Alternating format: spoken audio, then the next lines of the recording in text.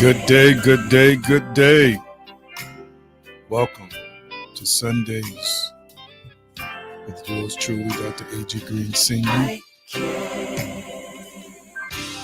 And I am so glad, excited, and delighted to be with you here on this particular day. Thank you, thank you, thank you. Tag and share, share and tag. Tag and share, share and tag. Let's pray. We thank you this day for this moment, this opportunity, Almighty, omnipotent God. You're walking with us as you are a part of us, as you're one with us. We continue to follow your guidance down the right pathway today. Let there be wholeness, the manifestation of wholeness, the manifestation of understanding, the manifestation of healing, the manifestation of self-love. Your will be done in us to achieve the highest, optimal, best versions of ourselves and the lives you desire us to live. And I just want to thank you in advance for victory, total, complete victory in the lives of everybody who watches. And I pray this in the name of Yeshua HaMashiach. It is so, and so it is. Welcome, welcome everybody. I am honored and delighted to be with you here on this particular morning. And we're going to get right into the teaching in a few minutes. But I guess I'm going to read just from Psalm 23 and 1, a Psalm of David. The Lord is my shepherd. I shall not want, or I do not lack. Yes. I hope you're grateful today. Are you grateful? Are you grateful to be alive? Are you grateful that in Him you live and move and have your being? Are you grateful that there are great, wonderful things available to you right now in terms of joy and peace, and happiness, prosperity, inside and out? It is a blessing for you to be alive. Yes, somebody says, I'm grateful. That's it. I just want you to always be thankful and always be grateful, no matter what's going on, no matter what you're experiencing in this life. Know that God is good and you are also good. You're good to life and life is good to you. Are y'all following me? So since you know that you've been made in the image and the likeness of God, somebody already beat me to the punch, it's all right. I want you to own this power in recognizing that whatever you think, imagine, or speak manifests and crystallizes into reality. Therefore, you are a powerful spirit and a powerful spirit being. And I want you to type it in the comment section. I am powerful. Come on, type it in the comment section. I am powerful. Type it in the comment section. I am powerful. You're typing it because you are living power. You are resident, present power. You are, and God has made you that way. And what a blessing it most definitely is.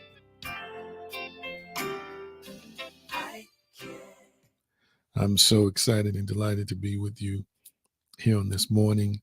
Thank you for allowing me to again share your personal time and your personal space by allowing me to join with you wherever you are, no matter what you're doing on this particular day. I am just honored to be able to share love with you, share truth with you, and share what I believe to be are words that will empower you, not just in terms of levels, but dimensions. And I'm expecting miracles to take place in your life. I'm expecting awesome things to manifest for you. And I recognize that this is a time where things are evolving and things are growing and things are moving upward for you in your personal life. And I believe that what has been placed in me by God to share with you is surely going to elevate you beyond what you could imagine. We're going to take some time in Habakkuk chapter 2. Habakkuk chapter 2. Habakkuk chapter 2. And we're going to begin at verse 2. And that's all we need is verse 2. Can you see me and hear me well? Let me know if you can see me and hear me well. Can you see me and hear me well? I'm sipping on some coffee. What you drinking? What are you drinking? Hit me back and let me know, what are you drinking? I'm drinking coffee. What you drinking? I am a coffee drinker. I drink teas too, but basically like herbal teas. I don't drink like, the sweet tea you get in restaurants or the sweet tea that you all make at like your home or whatever. I just drink herbal teas, but I am a coffee drinker now. All kinds of coffee. Thank you for the feedback, letting me know that you can see me and hear me well. We're in the book of Habakkuk, chapter 2, verse 2. What you drinking? Okay, somebody say they drinking coffee. All right. Who else? Anybody else got something you drinking, water, whatever? It don't make a difference. Just tell me what you drinking, what you sipping on. Tell me what you sipping on. I got my coffee here and I got water, in a styrofoam cup beside it. So somebody has shared that they're drinking coffee. Somebody got water. Anybody else? Anybody else? Now, naturally, I can't eat and talk, but are y'all eating too? If you're eating, share what you're eating. I'm just curious to know. I haven't had anything to eat myself today when I get off here. I'm thinking about doing some vegan today, trying a vegan spot today. I haven't had meat pretty much basically all year. Just something that I'm doing now. Somebody said Southern Pecan Creamy Sweet Creamer. I'm going to have to try that. Southern Pecan Creamy Sweet Creamer.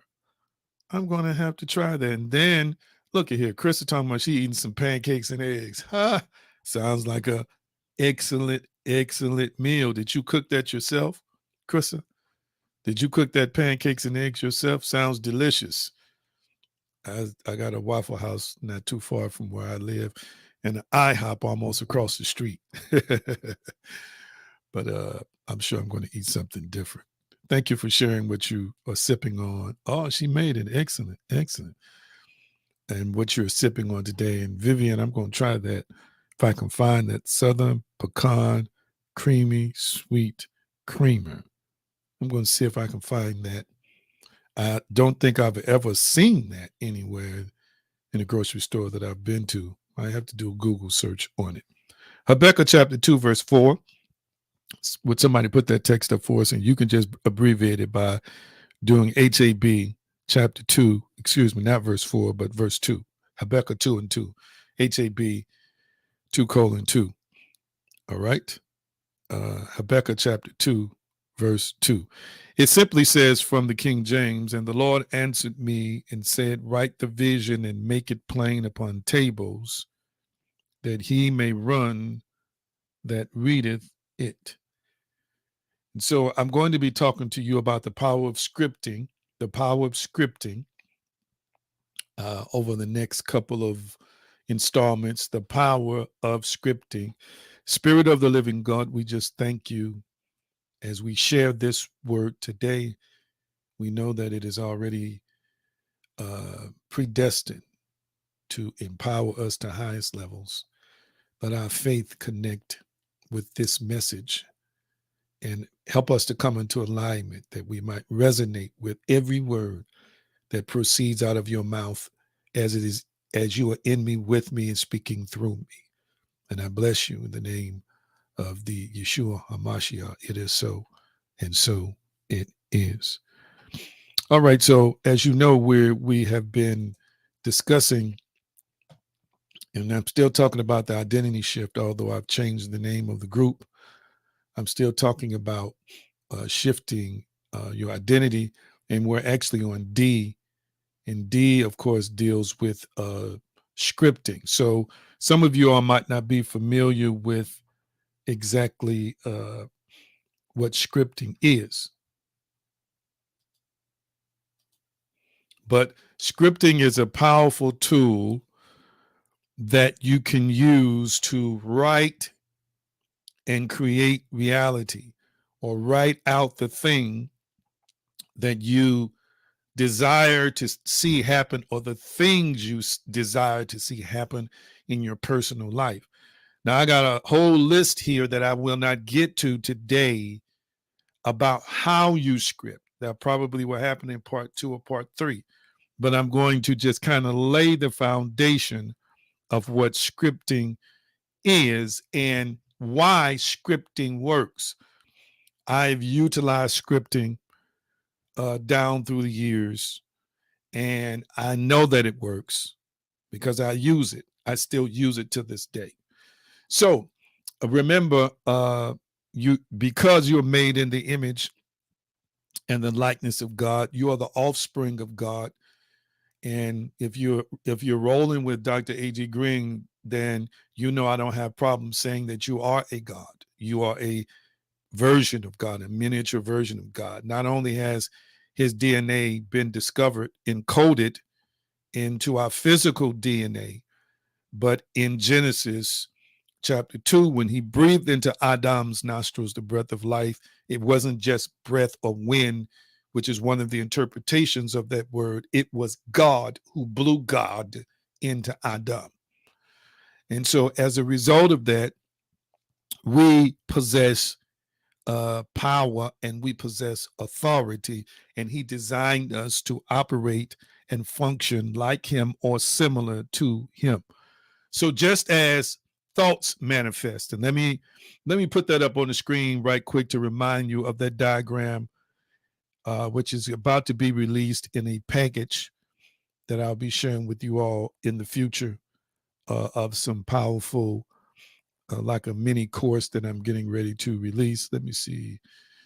Where is that diagram of thoughts manifesting that I love to use whenever I come? Oh, here it is. So the premise of this particular teaching of scripting or writing something down is that you're going to take it from your thoughts. You're going to use your imagination with your emotion. Listen to this. And instead of just taking it from the place or operating in the process of thinking, imagining, and then speaking to create reality, you're going to think, imagine, and script or write it down. Do you see the difference there? Do you see the difference there? And so it still comes from within to without.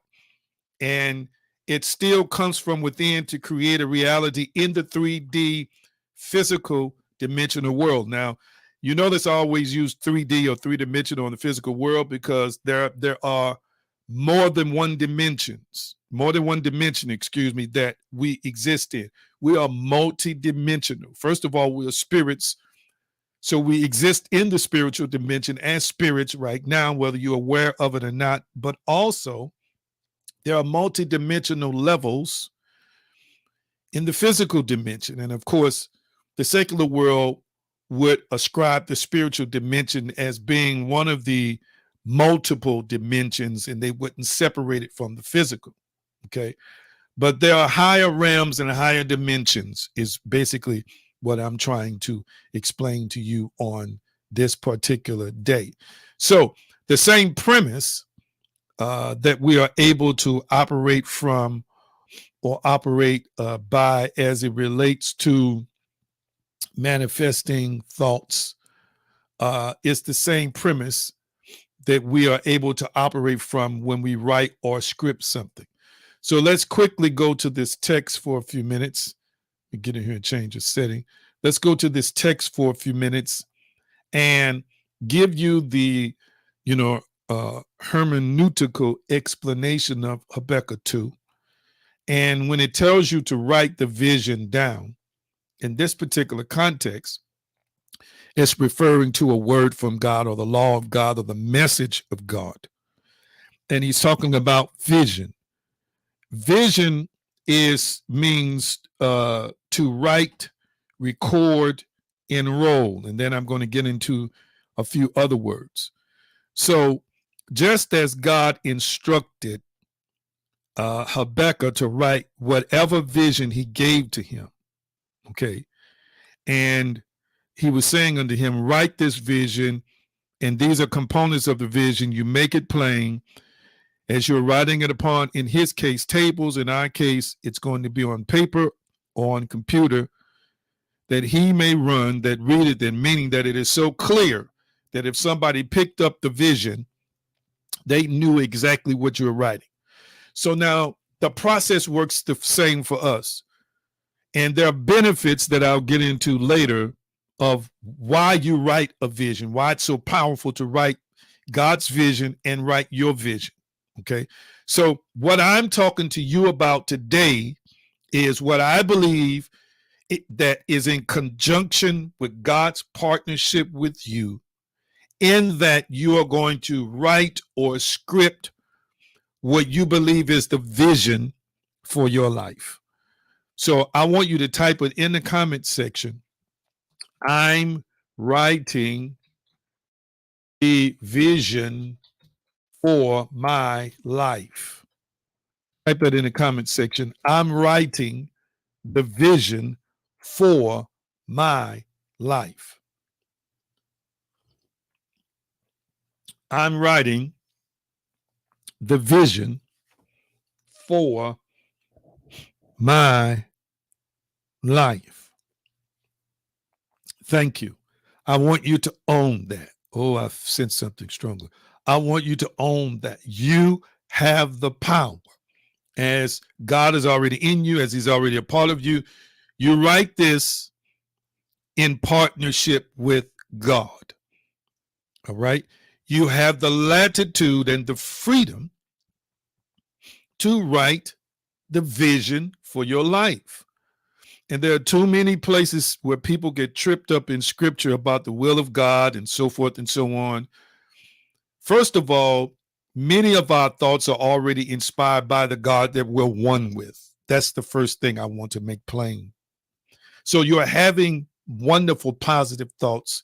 Sometimes we think they're just our thoughts alone, but it's the God that's fused with you, as that's one with you, that is transmitting or sharing these thoughts with you to begin with.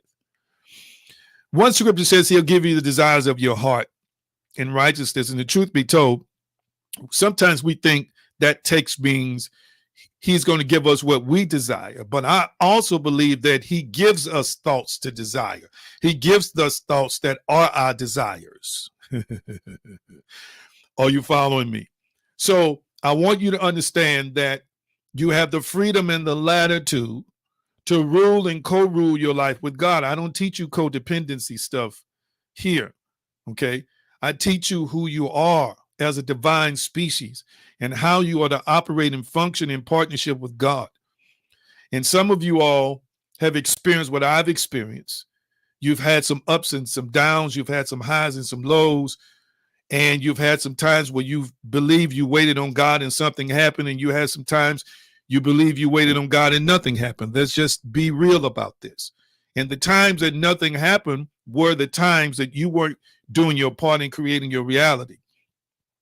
Because God has already empowered you. I'm going to say that again. God has already empowered you. Number one, he made you like him. And if he made you like him, that means you are a creator and you are a manifester. All right. That means you ought to be ruling your world. So when you said you were waiting on him, like I said, but I was waiting on him and nothing happened. Nothing happened because instead of waiting, I should have been creating. Ooh, that's good. Instead of waiting, I should have been manifesting. Are you following me? I should have been using all these tools that I've been teaching you all over the last several months. And then I would have seen him support in this world, in this existence, within this universe, within the laws of this universe, within the consciousness of this universe. That would have been a response based on my faith, based on what I did. Are you following what I'm saying? Based on what I was led from within to do. Catch what I'm saying? So we want to talk about the word right for a few minutes. Okay, I want you to type the word right because I'm getting ready to expand on that definition. So as I'm teaching you about scripting, and yes, this is a term that is used. This is a term that is used in the law of attraction community. Sometimes in the law of assumption community, yes, it's a common term, scripting, but it has spiritual, metaphysical principles, spiritual, metaphysical benefits. In other words, it is rooted in a power that is you, that gives it the ability to come into existence in terms of the thing that you write. It is real. It is legitimate. It is not hocus pocus. Okay. So thank you for typing the word right. Now the word right also means to record. It means to enroll. But now let me give you some more expanded terms on right. I want you to write the word or type the word inscribe. It begins with an I. Type the word inscribe. Quickly, type the word inscribe. Type the word inscribe. Let me see if I can start it out here. Inscribe. The word inscribe means into write, or if we reversed it, write into Two, listen to me real clearly. I sense this. Thank you. Thank you, Holy Spirit. When you inscribe something, now we think of inscribing something into something on paper, or maybe inscribing something into another kind of substance. Maybe writing something on a wall, you're inscribing, you're writing into. When this text was written, they used clay tablets and they wrote into. So I want you to catch this. Before you inscribe on paper, follow me, it has to be written into, or write into, or into written on your heart. Are you following me?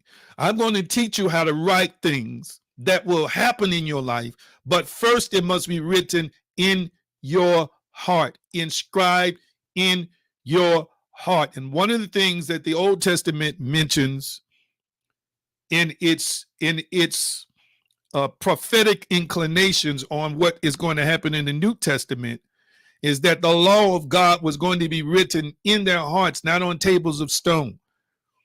So the power of your vision being in your heart is relevant because, listen to me, the power to manifest the thing you're writing comes from within you. I'm going to say it again. The power to manifest the thing that you're writing comes from within you. Oh, my Lord. That power worketh in you. So whatever it is that you write, the way that it manifests is because it's already inscribed into your heart. That's already written into your heart. So that's why we'll be talking about, again, faith. We'll be talking about believing. We'll be talking about hope or expectation. We'll be talking about visualization. We've been talking about meditation and imagination and all those things, because while you're writing from something that's already in you. Are you following me? Okay, so let's look at this word, right? So again, inscribe, written into. We're talking about scripting. We're talking about writing. The next word is prescribe. So type that word. Sometimes we say prescribe. Prescribe. Okay, and we know this term, this word is used a lot in conjunction with medications or with pharmacology. Listen to this. It means before right, confined within bounds to designate or order use. So let me break that down. A prescription that's written by your doctor and fulfilled by a pharmacy is written for you in advance. Okay, the medication is written in advance that you take to the pharmacy to have fulfilled. Well, the secondary definition says confined within bounds. That's right. Because if, for example, if he writes you a prescription for an antibiotic, or prescribes an antibiotic, the boundary is the medication that is prescribed. That means the pharmacy will only fulfill the medication that the doctor prescribes. So the boundary of your order is the medication that he has inscribed on the piece of paper. Are you following me? Why is this important? Remember, I discussed with you on multiple occasions, guard your heart, for out of it flow the issues of life. And I shared with you how the word issues means boundaries. And then I broke that down to help you to understand that our heart and our mind contains a boundary or a perimeter of sorts or a fence of sorts as it relates to our beliefs. Okay, so before we write something down, before we prescribe it, listen to this in advance, all right? It is connected to a boundary.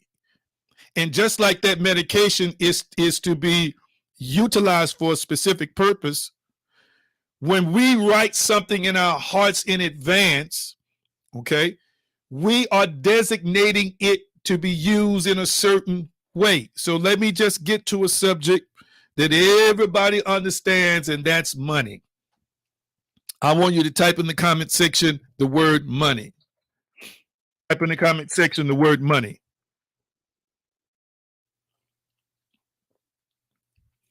Type in the comment section the word money. You know why I use this? Because I know everybody can vibe with this, connect with this. Everybody who's watching me and listening to me now, there is a prescribed boundary or set of beliefs that you have set up in your heart or created in your heart about money. So, for example, there are some people who are watching me now who believe that money is hard to earn. There are some people who are watching me now who believe it's hard to get ahead and make more money. There are some people who are listening to me now who think that because they don't have haven't achieved a certain thing academically, that they're destined to just struggle and not make a lot of money. Or there are some people who are saying it's just been hard for me to get ahead financially. It's been just hard for me. You know, it's always hard for me to keep money, or it's hard for me to save money, or I get these jobs and I just never make enough money because of my education or because of my record or whatever reason. Guess what? You prescribed a belief system, okay?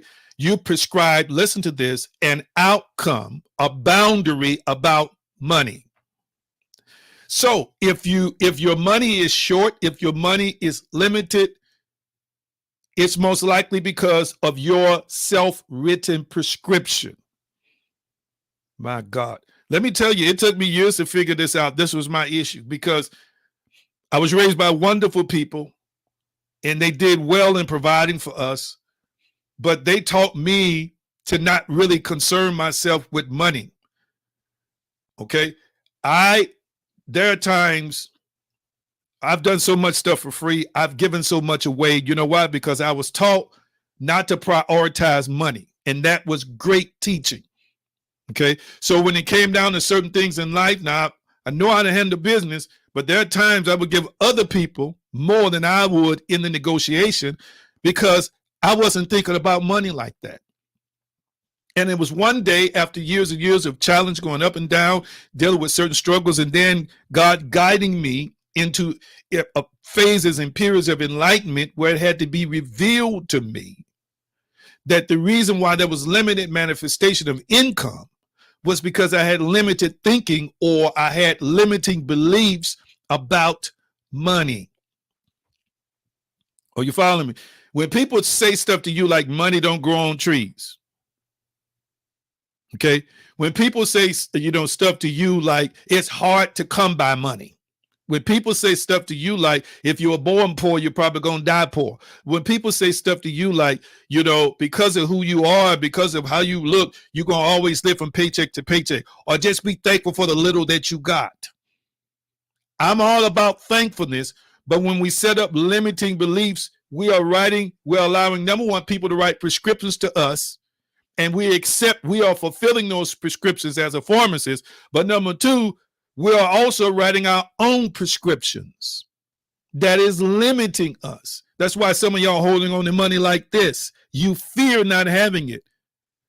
You fear not having it because you believe it's hard to manifest it. You believe it's hard to have it come to you in return. Some of you think that money can only be manifested by working 40 hours or working for somebody else. That is a limiting belief. Some of y'all believe it's hard to come by. It's hard to accumulate. It's always been nothing but struggle, struggle, struggle. If I give, I don't know when I'm going to get that back. So I just hold on to it. And that's the very fact that the very fact of why limited comes to you, because your limited belief is based on a closed fist. I gotta hoard it, and I gotta just just barely shell it out because I don't know when it's going to come back. Something could happen to me that I can't get it back because mama them told me this and daddy them told me this. That's a prescription. That's a boundary. And so guess what?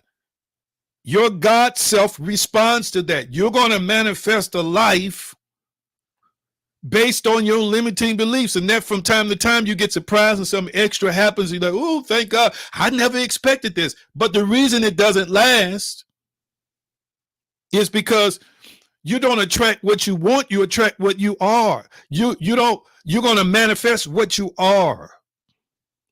Oh, am I making any sense? Okay? Thank you. The hearts are coming. I need you to embrace this, because when you move the boundary, when you expand the prescription,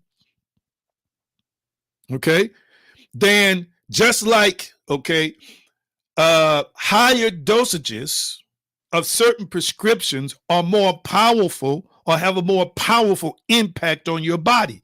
That's true, right? Okay. On one time in my life, some of y'all know part of my testimony, some of you don't.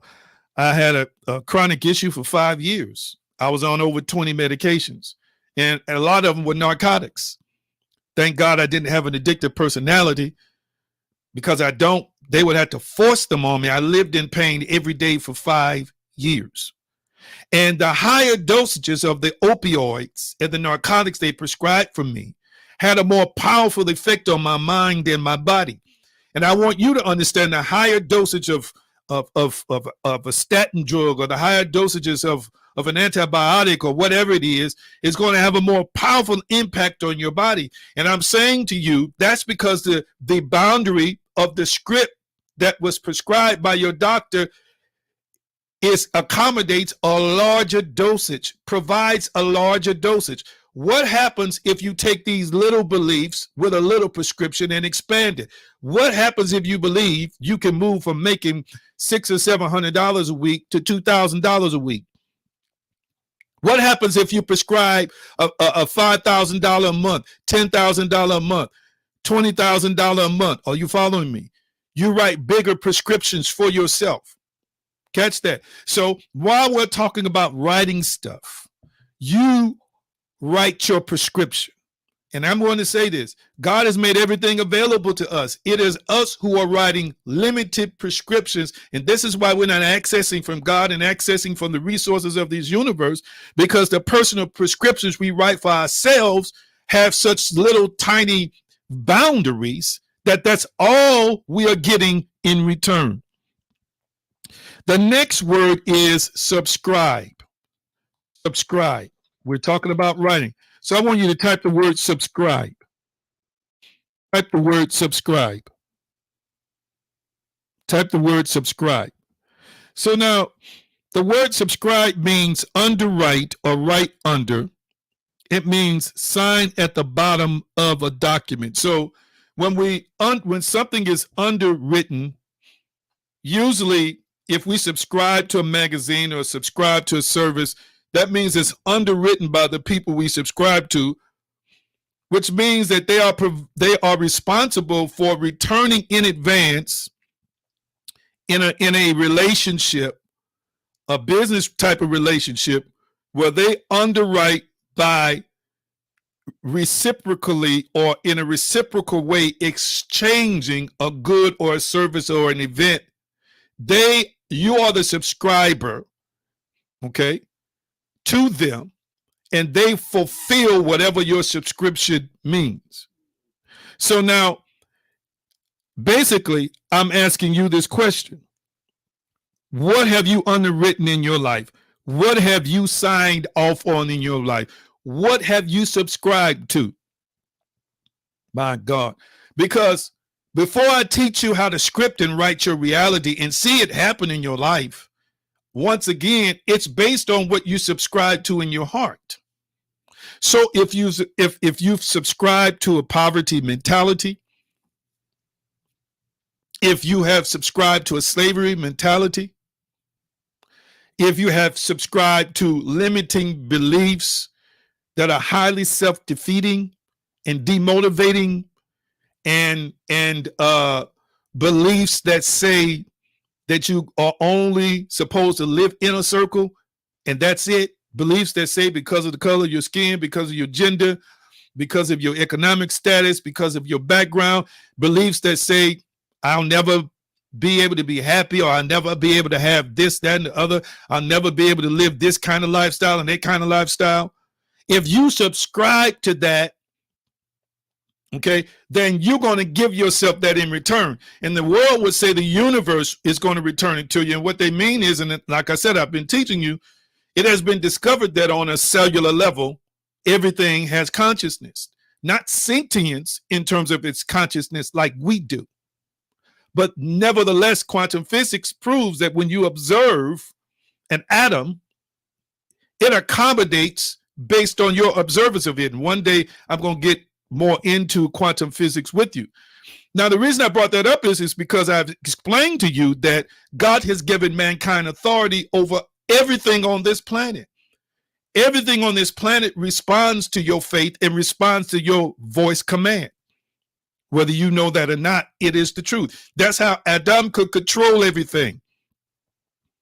You and I have that same authority, that same ability. So if you believe or subscribing to a certain belief, subscribing to a certain theology or philosophy, if you subscribe to a belief that says I'm not lovable, if you subscribe to a belief that says I'm ugly, if you subscribe to a belief that says I have to accept what I can get because of how I look or how many children I have or the limited amount of money I have, guess what most likely is going to happen? And it didn't come from God, and you can't put this on the devil. This is you manifesting this. Death and life is in the power of your tongue. As a man thinketh, so is he. These are all scriptural texts. You are manifesting what you believe because you have subscribed to a belief system. It's not the Almighty. It is the mighty part of you. It is the God part of you. You know, and I'm not saying that other fella's not out there listening, because sometimes he is out there listening and he know you don't believe. So he sometimes partners with you to bring you this kind of misery, because that's what you are attracting, bringing into your life. That's what you have defined your life to be. That's what you have subscribed to.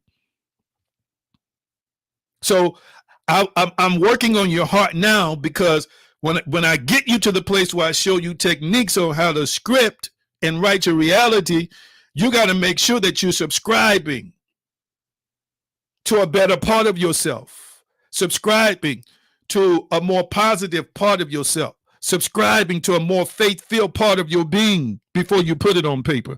And then the last word is describe, is describe. It means downright, literally, or write down. Downright or write down. So in verse 2 here, hermeneutically speaking, he's telling him, whatever I reveal to you, Habakkuk, write it down. Well, you and I have the same charge, because there are some things that are revealed to us, but we got to write down how we believe or what we believe it's going to lead to, or what we believe it's going to manifest. So if you want to raise on your job, guess what? You can script the increase. You can write it down, the increase. And once again, probably in the next installment, I'm going to show you how to set all that up. All right. You got the power to describe the scene in advance. So listen to this. When I talk about writing the vision, you're inscribing. It's inscribed in your heart what you believe, but you're going to inscribe it on paper. You're going to prescribe it, which means that whenever you script something, family, you're writing it from past tense. So you're writing it in advance like it's already done. That's the prescription. You're going to subscribe to faith, and you're going to describe in some kind of detail the circumstance and situation you're believing God for: a car, a better job, a husband, a wife, romance, peace of mind, joy, being able to give and help people, whatever it is you desire to do. You're going to describe it, which is, once again, all these are words that are related to the word write. Anais Nin, who's a writer, says, if it's not written down, it doesn't exist.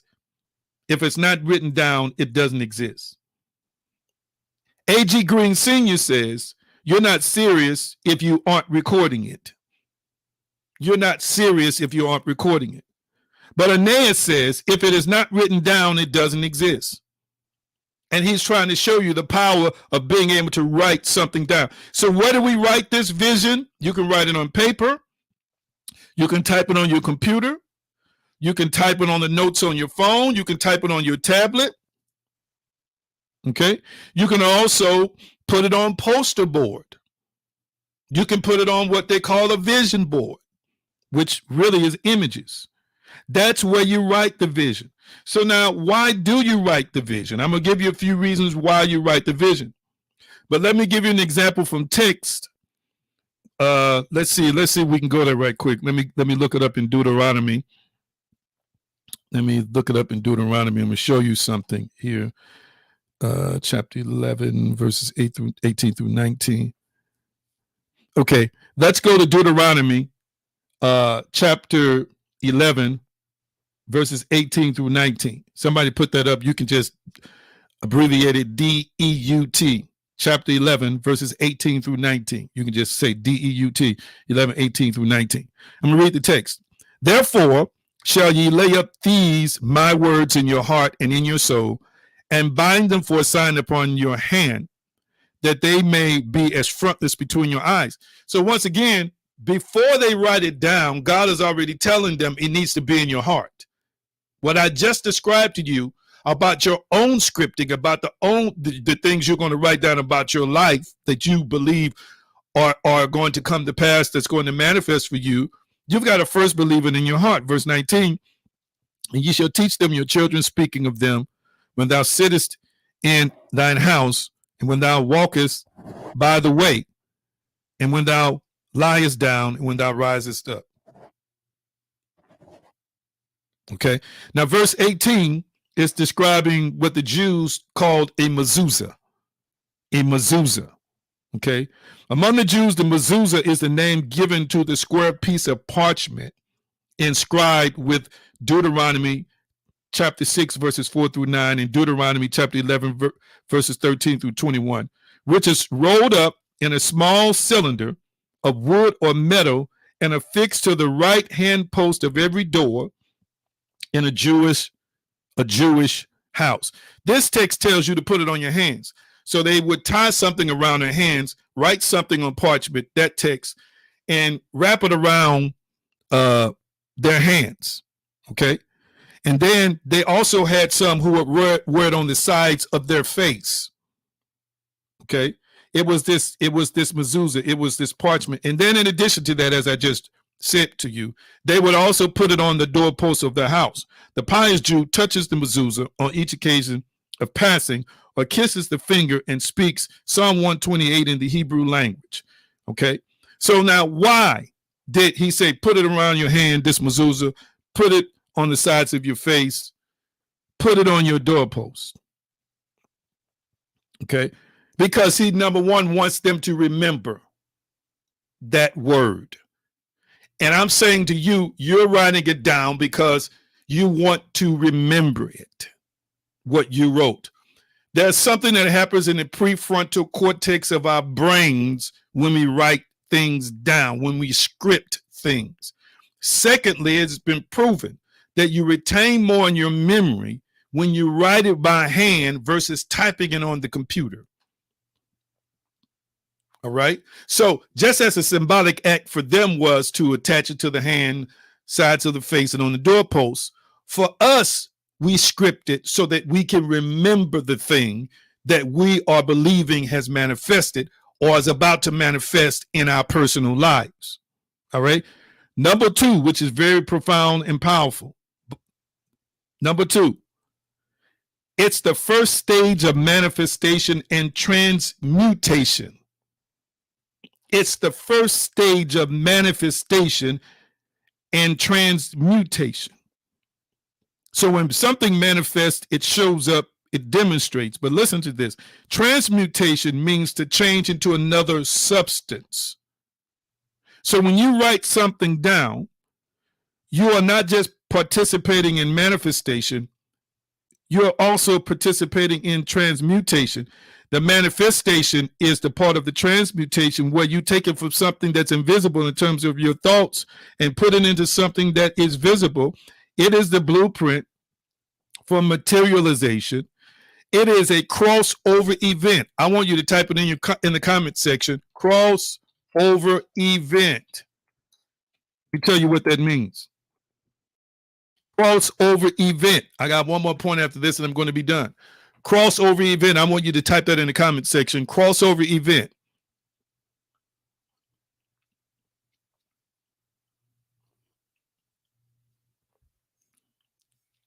Crossover event. Look like I got, here it is. Crossover event. Thank you for typing that. Why is this powerful? Listen to me. So we know that we can think, imagine, and speak it and manifest, right? That creates a crossover event, meaning that something comes from the invisible, which is our thoughts, which is within us as spirit beings, into the three-dimensional physical world, right? That's what I would call a crossover event. Well, check this out. When you and I write something down, okay, it is the beginning of transmutation of the manifestation, meaning that it came from in here, now it's on a piece of paper. It came from in here, and now it's on a piece of paper. This is an example of something, a check that I wrote to myself. It's transmutation. It's a certain amount of money I desire. And I put, it's from God and the angels, right? So it moved from in here onto a piece of paper. Are you following me? That's a form of scripting. So the first time I'm singing in the 3D world from something that was within here is when I write it down, family. It's when you write it down. Now, you might say, now that's crazy. That is a form of scripting. You might say, that's crazy. He's writing checks to himself. No, it's not crazy. It's not crazy. Okay, that's a form of scripting. Can I give y'all an example of a well-known person y'all know who did this? There are several people I can quote from. There are several testimonies I can give you of myself and other people, but I'm going to quote somebody you know. There was a young man who was a famous actor. He went on to become one of the top actors in Hollywood. He was a comedian, and he grew up poor and broke. He started out as a fledgling actor and comedian. He was struggling in the midst of a struggle. But watch this. He developed a faith that he was going to be wealthy and he was going to be a well sought out actor one day. And he wrote, like I did, I got checks, different checks. He wrote a check to himself for $10 million. Did you hear what I said? $10 million. And in the memo line of the check, he wrote something to the effect what it was for paid for actor services, something like that. Paid for actor services. He wrote something like that on the memo portion of the check. Okay. I believe he said it was 10 years later. He got the role, the lead role in the movie Dumb and Dumber, and they paid him $10 million for the role. That actor was Jim Carrey. Jim Carrey. Do you know what he did? What I'm teaching here today. He imagined him making $10 million in an acting role. Listen to this. When physically, three-dimensionally, then he was barely getting by. He was struggling and fledgling. He didn't have much money. But he wrote this check out to himself that manifested like 10 years later. And if you follow his career, I think he's made like as high as 20 to 30 million after that for movies. But it started with him believing, writing in his heart first, then writing it on a piece of paper that was a check. Then eventually he was able to cash a $10 million check for his acting services. I'm trying to tell you that this works. When you write it down, family, that's like the first step of manifesting in the physical realm. It's like you get to see it on paper, what's in your spirit, what's in your heart, what's in you. It's transmutation. You see it with your natural physical eyes now. Now, what happens after that is what Jim Carrey did. He continued to persist in his faith, and he kept working. He kept, walking through doors of opportunity. Listen to this.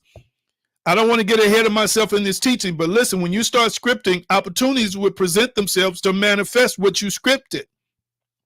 So watch this. He's being led and guided in and out of doors to do movies and do movie roles. Listen to this. That elevates his cachet in Hollywood, that elevates his star in Hollywood, that elevates his reputation in Hollywood, that to bring him to the point where he could manifest that $10 million payday from that first Dumber and Dumber movie he did. He made more in the second version of the movie that he did. What am I trying to say to you? This stuff works, but you've got to first believe it on the inside. Okay, so you're writing it down. It's going to help you remember it. The second stage is it's going to help you bring it from manifestation, from its first stage of manifestation and transmutation, meaning you're moving it from one form, the invisible, to a visible form. So let me pause before I get to my last point today.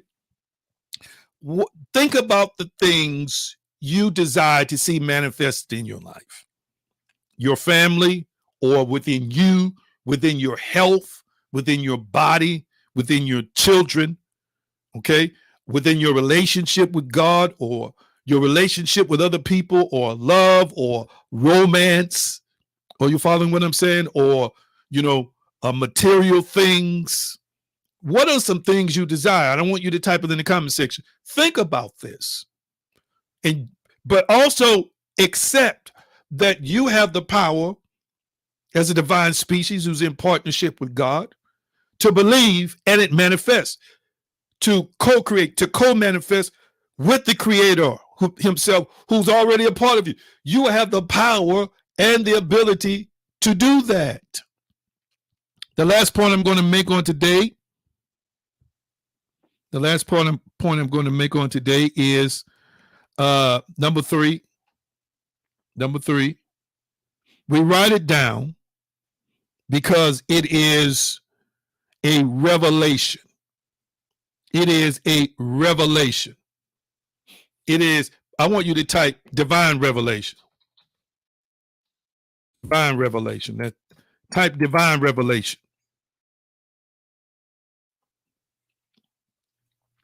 Divine revelation. Divine revelation. Now listen, the word revelation in the New Testament, Greek word apocalypse, is related to the word apocalypto. It means to unveil. It means to uncover. Okay. Now listen, as I said to you, many of these desires are not your desires. They're God's desires. They're God's thoughts. They're God's intentions. And he wants you to embrace this greatness for you. That's a revelation. It's uncovering identity. It's uncovering a future that many times we didn't think or see for ourselves. Or our imagination is stimulated. Okay. Now let me pause and say this, because a lot of folk won't say this. You can use this for good or you can use this for bad. It works simply because you're a spirit being. I always encourage people to use it for good. Okay. But the revelation part of it is that it's uncovered to you. Number one, what I'm speaking to you now is divine revelation. It's an uncovering for you, because there's some of you all that didn't know that you could do this. You didn't know that you could have this. I have written sums of money down that have manifested for me. I have written conversations down that I wanted to happen with people that have manifested for me. Some of you didn't know you could do this. This is all the part of you being a spirit being, exercising faith, using all these powerful faculties that God has given you to rule your world. Okay. It's a revelation. It's an uncovering of abilities. It's an uncovering of a new life. Like somebody was saying to me after they finally caught the teaching, I just feel so free. I just feel so liberated. It's like, this jail cell walls just collapsed. It's a revelation. If you receive the revelation, then you'll see the manifestation of this revelation.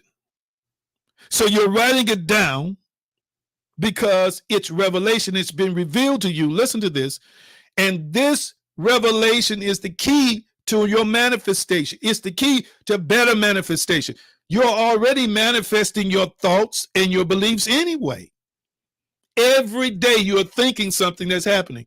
Every day you're saying something that's happening. And I'm not saying it's happening instantly, but it eventually shows up in your world because you thought it and because you believed it. You thought it and you believed it and it manifested. Have you ever sat around? I'm just going to give a little example. Have you ever sat around and maybe thought about some chicken? Maybe you were thinking about, ooh, I'd like to have me some good old chicken today, or some good old fried chicken. Maybe you sat around and thought about some chicken. Oh, I'd like to have some chicken. Don't be surprised if you get a text message before the end of the day. Somebody say, I'm eating me some chicken today. Or somebody say, do you want some chicken? Or somebody dropping some chicken off at your house. Watch this. Or you going online, whatever social media you're on, and an advertisement for chicken comes up. I know it's happened to you. Do you honestly think that was a coincidence? You said, I was just thinking about some chicken. You did that. You did that. Are you following me? Some of y'all been thinking about purchasing a car. Before you know it, you're in a conversation with somebody that's talking about purchasing a car. Or you drive on your way home and you see a car lot that catches your eye. Or once again, you turn on your phone or your tablet or get on your computer and an advertisement, you ain't even start searching for cars yet. An advertisement about cars pops up. Or you get an email, somebody talking about a car. You did that. I don't see no likes and hearts now. This is a revelation. This is a revelation for many people. It's an uncovering of your divinity, of your divineness, of your God-likeness. And I want it to be empowering to you, because some of y'all sitting in the corner talking about, I'm waiting, I'm praying, I'm hoping. And that's why you still in that corner and nothing has happened for you. Oh my God, I sense it so strong. You've got to have a revelation, and you've got to remember the revelation, and you should record the revelation. Now watch this. Sometimes we're writing the revelation, meaning that we're uncovering what we're believing for as we're writing it down. Listen to this. We're uncovering the present and we're uncovering the future today. We're uncovering the future from the present. I'm going to say it again. We're uncovering the future from the present. Let's type this. Let's type this. Uncover your future now. Type that. Type that. Uncover your future now. Type that. Uncover your future now. So when you're writing and scripting, you're writing vision. You're uncovering your future now. So if you decide that in 1 year you want to save $10,000 and you start scripting about wonderful things about how you got $10,000 saved in your account by the beginning of next year, and you're so thankful and grateful. And once again, I'm going to show you specifically how to do this. I'm just giving you an example. Okay, you are uncovering your future in a now moment. Boy, I sense that so strongly, family. I sense that so strongly. Hallelujah. You're doing it now when you write it on paper. I got a whole notebook around here for manifestations that I write, and I had another book for scripting when I get elaborate about being detailed. And I'm going to show you how to use clarity, so forth and so on, maybe in the next installment of this teaching. But you are uncovering your future now. You have the ability not to just think, imagine, and speak your future now, but you can write it and get the same results. You can, from your imagination, from your heart, from your faith, script it. I went to the doctor, praise God, and they didn't find anything. I'm totally healed. Listen, if you write that in faith, if you write that feeling, that now moment where you are actually at that doctor and the test came back negative, come on here, somebody. It will manifest if you do it correctly. You're uncovering your future right now. Proverbs 29 and 18. Somebody put that up for us. Proverbs 29 and 18. Proverbs 29:18. Let's look at this text and then I'm finished for today. Where there is no vision, the people perish, but he that keepeth the law, happy is he. The word vision here means revelation. Revelation. There's that word again. Revelation. That's about uncovering. So listen, if you don't have an uncovering about God, if you don't have an uncovering about your own divinity, your own God self, your own God likeness, your own God abilities. That's why I'm issuing it, I'm sharing it, I'm putting it out here like this. This is a revelation. If you don't uncover this, then you'll be flowing in the same traditional church Christian vein, getting the same stuff you've already been getting and watching folk die who shouldn't die. And then we make justifications as to why God didn't act. Well, the Lord just took them home. No, there's something sometimes that's missing. Okay? Without a vision, without a revelation, without an uncovering, the people perish. A revelation about God, a revelation about themselves, a revelation about their circumstances. All right? Another interpretation says, without a revelation, the people cast off restraint. And I've kind of covered this before. When you have a revelation about your identity, okay, then there's a certain way you start conducting yourself. Okay, let me say it to you like this, family. I got a bunch of awesome, fine, beautiful queens on here today. And if you want to be a successful businesswoman and you start thinking, imagining, and speaking that I am a highly successful businesswoman, and then you start scripting, I thank God that I'm a highly successful businesswoman, and say you script it every day and you script scenes where you're on your job, you're working in your business, whether it's from home or in an office, and you're detailed about something that you transacted in business that day, so forth and so on. As you are receiving this revelation and as you are becoming this revelation, watch this. You're going to create restraints. You're going to create boundaries in your mind that aim you toward the fulfillment of you actually being that business woman. Are you catching what I'm saying? So a good example of that, I'm going to quote the text again. Without a vision, which is translated as revelation, the people perish. Another interpretation says, without a revelation or a vision, the people cast off restraints, meaning that they no longer have restraints. All right. So if I have a vision, that means I have restraints in place that's in alignment with my vision. So if I am this wonderful, illustrious, if you are this, wonderful, illustrious businesswoman, because I can never be that because I'm a man. I can only be an illustrious businessman. But you are a businesswoman. Guess what happens? When you own that and become that and scripting it out into manifestation, the way you approach money will change. The way you handle your money will change. The way you spend your money will change.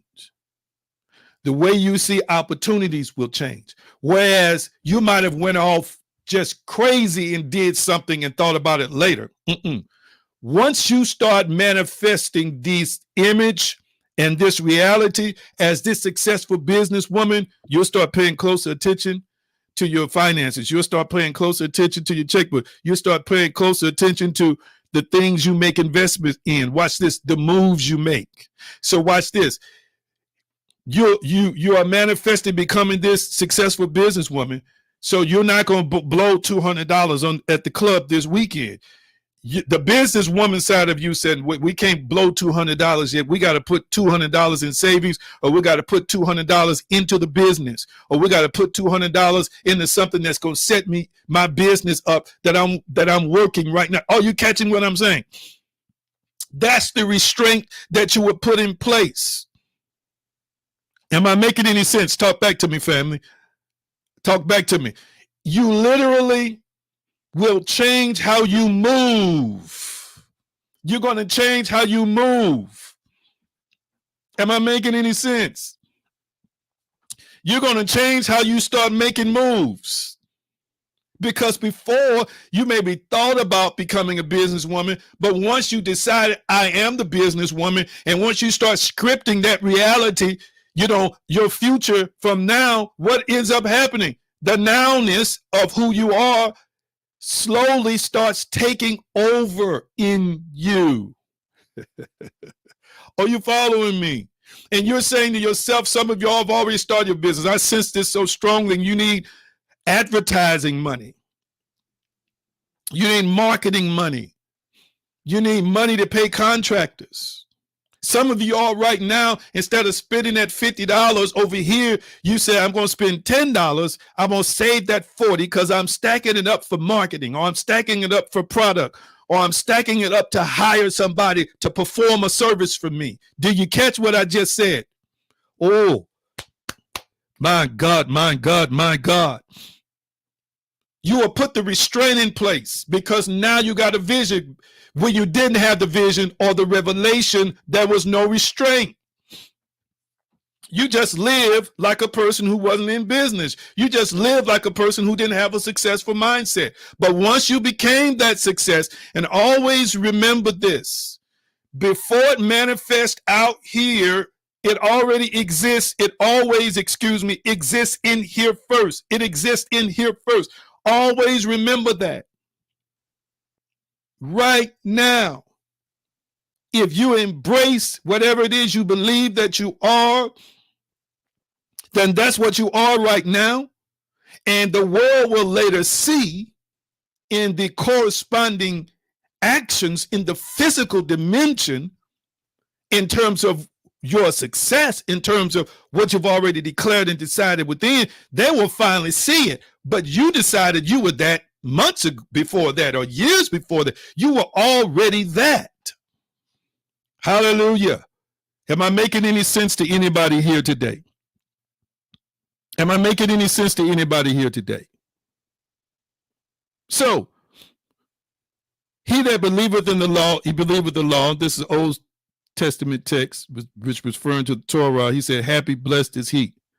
So I'm encouraging you right now to prescribe right before, confine within the boundaries to designate or to order use, okay, concerning the things that you believe, because without vision, people are restrained. And I'm going to say this, I'm going to be done. Samson is a prime example. He didn't really have revelation of what his supernatural strength was for. He didn't have revelation of what that power and ability he had was for. So he wasted it. Y'all know you already know I'm blunt and bland. I just say what I want to say. He wasted all that power on hoes. He wasted all that power on hoes. He loved him some women. Can't judge the brother. I'm just saying. He did a lot of that, a lot of foolishness. With all that power, that anointing he possessed, that's what he did with it. He didn't know that it was to help people. He didn't know it was to liberate his people. He just didn't know that. He allowed that part of himself to take over. And what happened was he put himself in a position where he was temporarily robbed of his gift. He was temporarily robbed of his abilities. Why, family? He had no restraint. Why? Because he had no revelation of who he was. He had no vision of who he was. Oh, I ought to be seeing some likes and hearts. And I'm talking to some glorious, wonderful people right now. You connecting with folk. I'm not trying to insult nobody. They're not on your level. And you're doing this because you don't know who you are. Some of these folk y'all calling your friend, they're jealous of you behind your back. And folk are wondering why you still their friend. I need you to catch what I'm saying.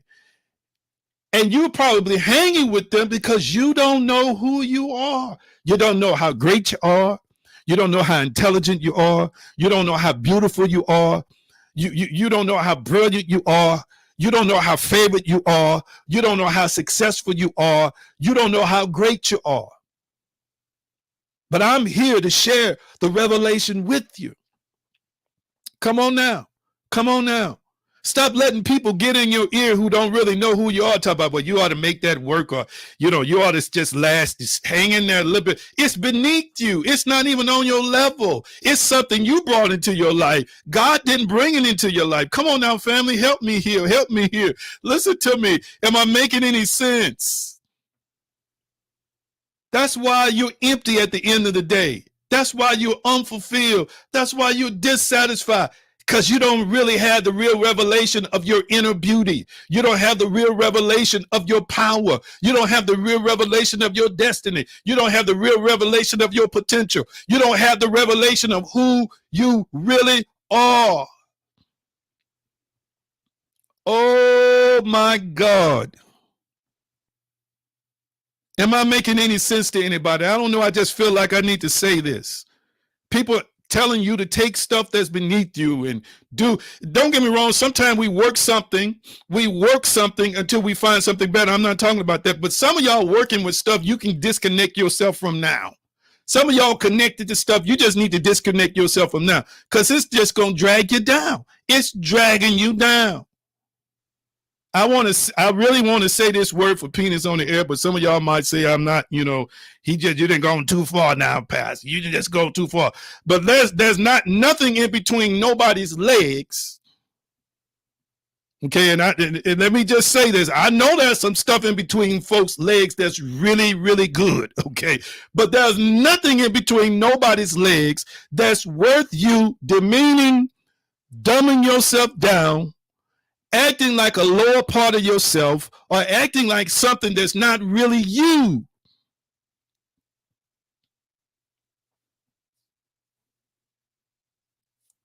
Oh my goodness.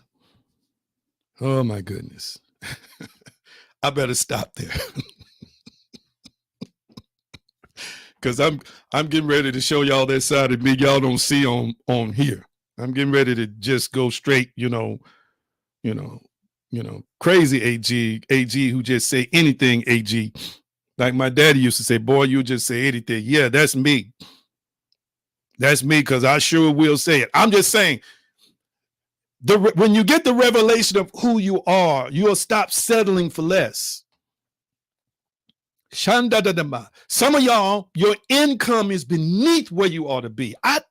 It took me years to realize that. Oh, humility, sacrifice, serve. Don't worry about this. Don't worry about that. But then when your bills can't get paid, you angry with God. God said, be angry with yourself. Because you accepted that. You believe that. You let folk, as the old folk used to say, pigeonhole you. You let them do it to you. Some of y'all ought to be making 1,000, 2,000, 3,000, 4,000, 5,000, not a month, a week. Some of y'all living in places. You manifested the place. You're driving stuff. You manifested the stuff you're driving. You ought to be living better. You ought to be driving better.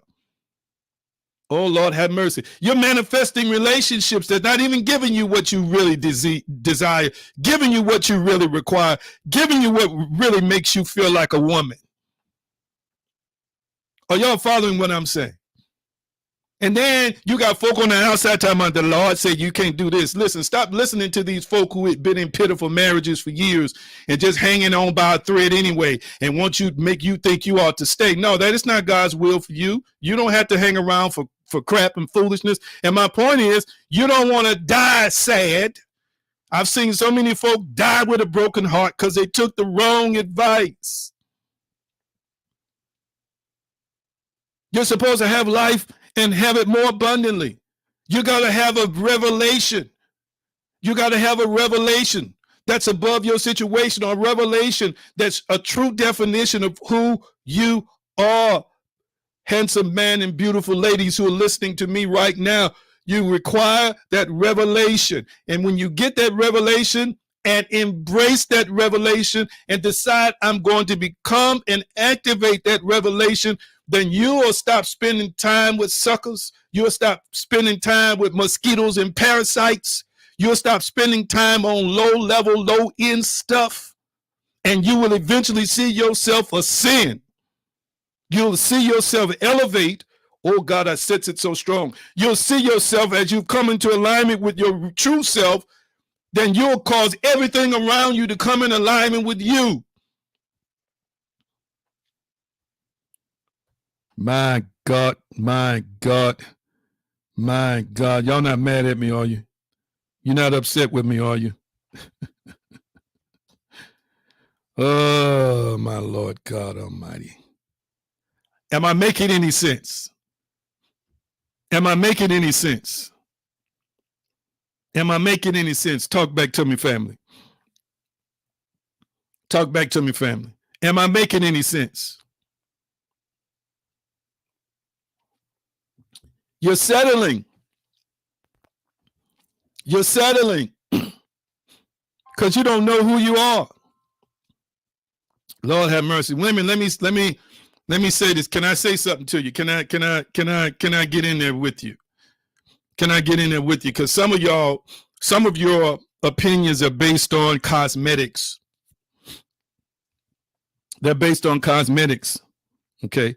And you're saying, I'm not as, that booty is not as round as it used to be. Who gonna want me? You're saying, stuff is kind of sagging a little bit.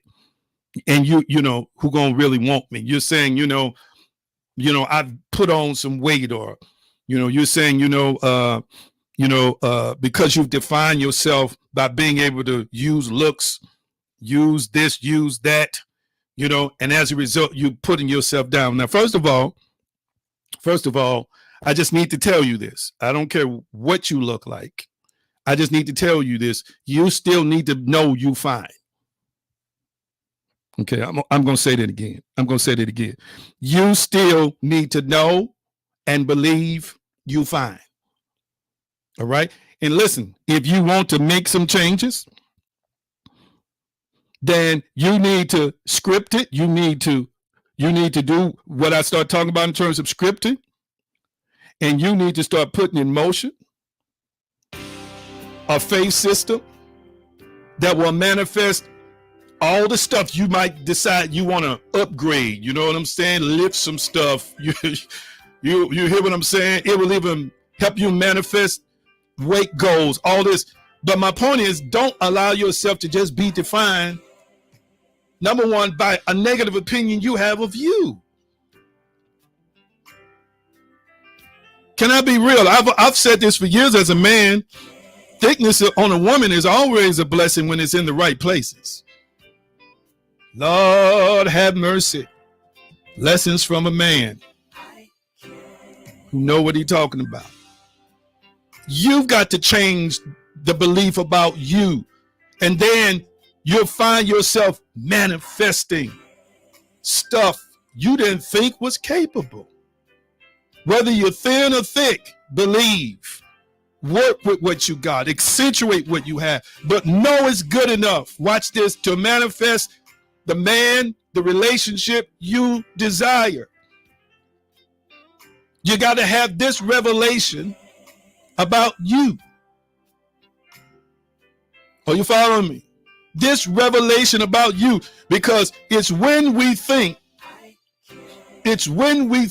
we're less than that we start attracting people who exploit our weaknesses. I know I just said something. That's right. We will attract people who will exploit or take advantage of our weaknesses, because somehow, some way, they can sense your self-esteem is low. So they'll drag you through the mud and know you're going to take it. But guess what? Just like you put that out and attracted that, you can put something better out and attract better. Lord have mercy. Okay, let me shut it down. Thank you for the hearts. You don't have to settle.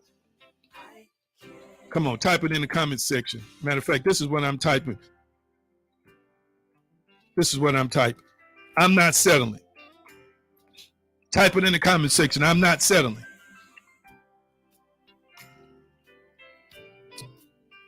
Bless and empower your people even the more in Yeshua's name.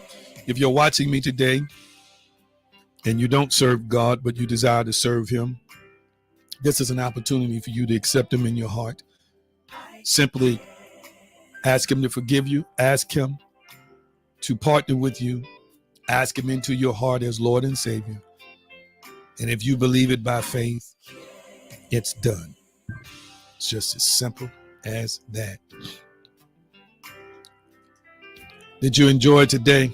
Did you enjoy the word today? I didn't go too much over that line. I don't want to wake my daddy up from the other side to come down here and get me. I don't want to do that.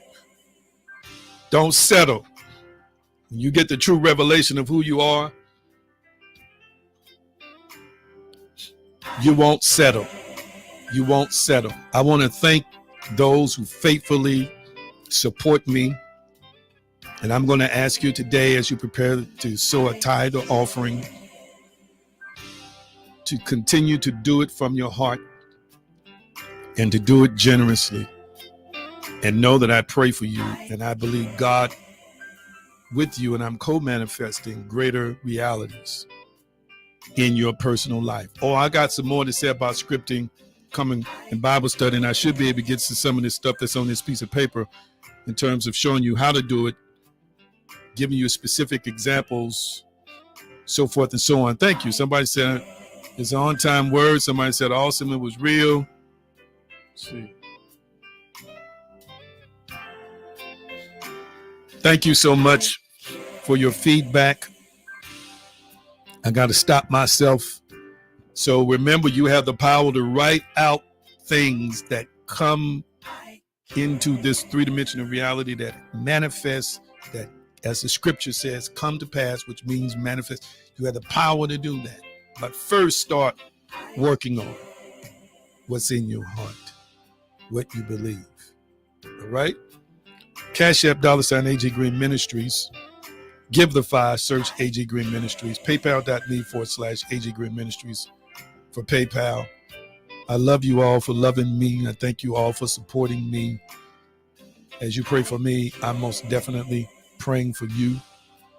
And I'm expecting better things for you. Anybody have a prayer request before I get off here?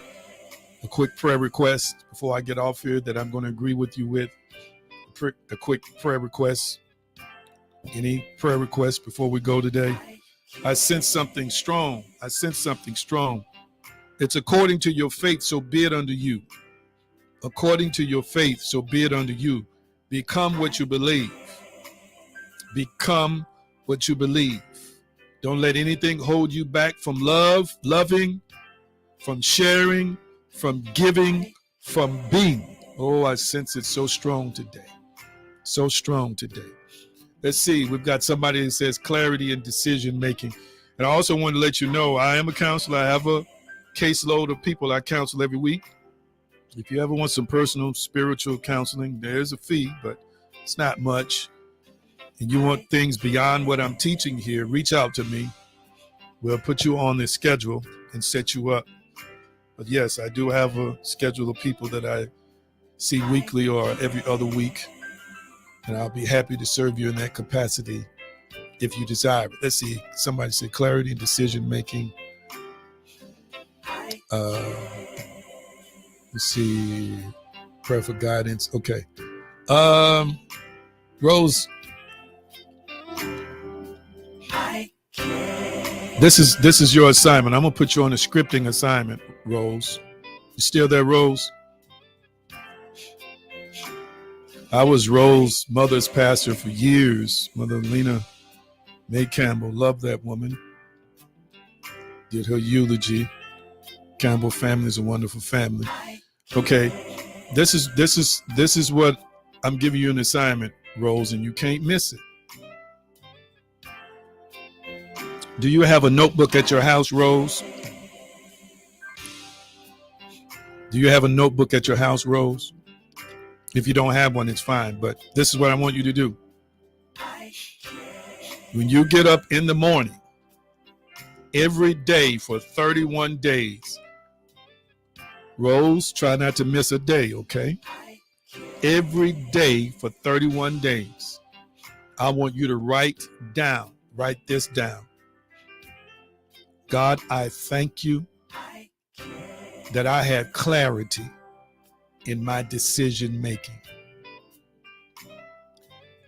Every day, God, I thank you that I had clarity in my decision making. 31 days. And watch this. You're going to write it, and then you're going to speak it. And Rose, when you write it and then speak it, you're speaking it not blandly. You're speaking it with emotion because you know you have clarity. You know that God is giving you clarity. Now I'm going to say this prayer to agree with you. You take this prescription I gave you. Watch what I say. Watch. Matter of fact, I just heard the word 42. I just saw the number, 42. Do it up to 42 days. Do it up to 42 days, Rose. Okay? Father, I just thank you even now for Rose. I agree right now that you've already given her clarity. You're showing her how to manifest clarity in decision making. Glory. I see it, I sense it, and I thank you that you are instrumental in speaking to Rose from within. The more she writes, the more she believes, the more she believes, the more she becomes, the more she becomes, then the result manifests in her, with her, as her. And I thank you now in Yeshua's name. Amen. 42 days, Rose. Type 42 for me, Rose. Don't miss it. If you miss a day, just get back on it the next day, but try not to miss a day. Write that sentence for 42 days in a row and then say it with feeling and power and faith. I'm telling you, if you do that, before the 42 days is up, you're going to start seeing more clarity. She said it's done today, 41 to come. You're going to see clarity before day 42 gets here. That's how confident I am in this. All right, let's see. Let's see who else here. Let me get off here. Destiny says she wants some guidance with love. Guidance with love. Y'all got me starting y'all already on this homework assignment. Let's see here. Father, I thank you for guidance that you're providing for Destiny as it relates to love.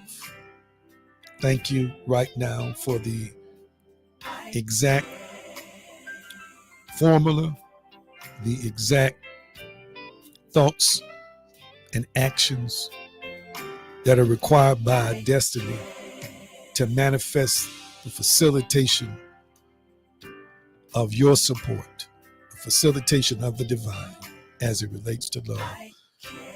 In Jesus' name. Let me think of something for you right quick before you get off your Destiny. Let's see here.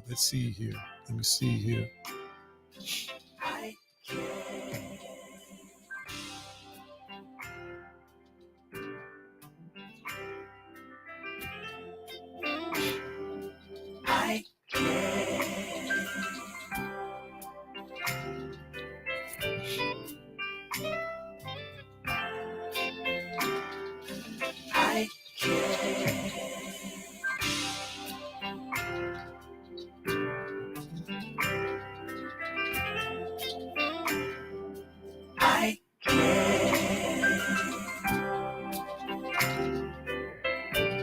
Okay, I'm putting it up for you, Destiny. This is what I want you to write for 42 days. Let me put it up. See that? That's on the screen right now. See what's on the screen right now? Destiny, this is what I want you to do. Your prescription is different. You're going to write yours 7 times a day for 42 days. Okay? And after you write it 7 times in a row, I want you to speak it 7 times in a row with a thankful heart. Anybody else who has a prayer request similar to hers, write it. Do the same thing. Now, some of y'all might have a specific person So you might, instead of saying right person, you put that person's name where right, you substituted where right person is, selecting so-and-so to love and manifest an awesome relationship with. Okay. That will work 7 times a day, 42 days. You're going to write it out. So you can start in the morning. You don't have to do all 7 in the morning, but if I were you, I probably would do some in the morning and do it once or twice before you go to bed at night, Destiny. Try not to miss a day. Follow the prescription. Now, I've already prayed, so I don't ever pray a prayer I don't believe. Now, partner with God and partner with me and watch your decisions about love change for the better. Ooh, I sense it. I'm so strong, so strong. Did I get everybody's request? Did I get I think that's all I can do right now. I'm already over time. Okay, thank you. You got your prescription. It is so, and so it is. And I'm looking to celebrate with y'all.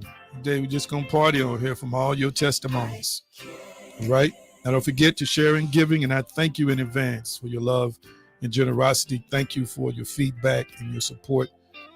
And you are evolving, transforming, and ascending. It is so, and so it is. I'll see y'all next time. Let me release you with the Shalom blessing. And last but not least, you notice I've changed the name of the private group to Divine You. Pamela Selvey, I sent you an invitation the other day. I got your message about joining. Sent you an invitation. So check that part of Facebook where your notifications are, and we'll accept you into the private group. Remember, that private group is exclusive. It's not for everybody. It's not for traditional Christians who don't want to change. Because some of this stuff I'm saying, they're going to say, I ain't even saved.